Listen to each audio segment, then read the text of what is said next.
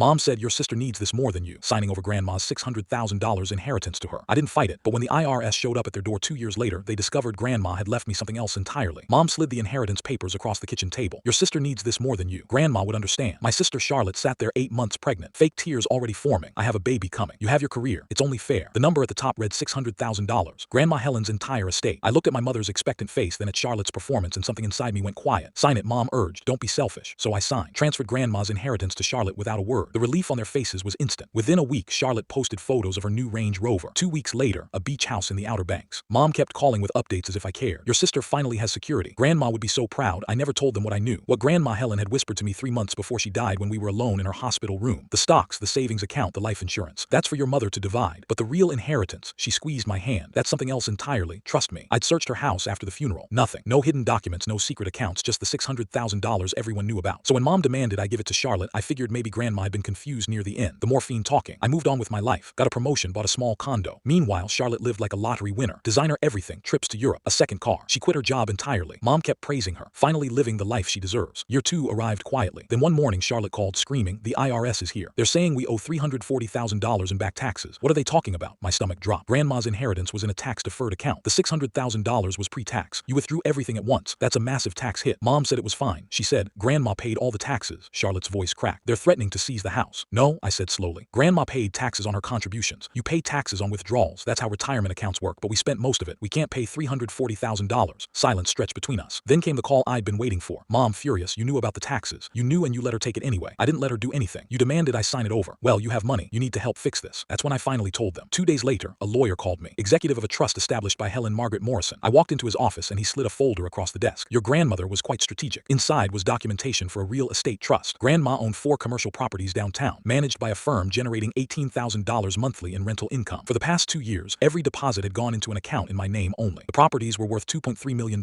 She never wanted the money in her retirement account to cause problems. The lawyer explained she suspected your mother would pressure whoever inherited it, so she created this separate arrangement. Only you could access it. One condition, you had to wait 2 years after her death to take control. She wanted you to see how they'd handle the responsibility. I sat there processing that Grandma had orchestrated this entire test from beyond the grave. The properties are yours free and clear. No taxes owed. She paid everything before she died. I drove to Mom's house that evening. They sat surrounded by IRS notices, faces hollow. Please, Mom begged, we'll lose everything. I set my briefcase down. Grandma left me something else. A real estate trust. 4 commercial properties generating $18,000 monthly. Worth $2.3 million total. Mom's face went white. Charlotte started crying. But you knew about the taxes. Charlotte whispered, I warned you to consult a tax professional. You called me cheap and paranoid. Now I collect $18,000 a month. You owe $340,000. I walked to the door. Grandma didn't leave me money. She left me a lesson. And you are in this place because